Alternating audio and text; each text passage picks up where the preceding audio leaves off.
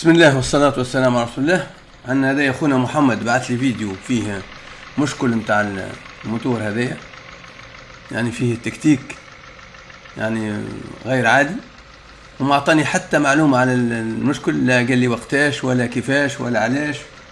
يعني معلومات ديما يبعثوا لي ناقصة، ما نعرفش علاش. يعني لازم تعطيني بالضبط كيفاش صار المشكل، حتى مع الفيديو ولا كتابة كما تحب. وقال لي بدلت زيت ما بدلت زيت، لكن نحب نعرف وقتاش صار المشكل هذا.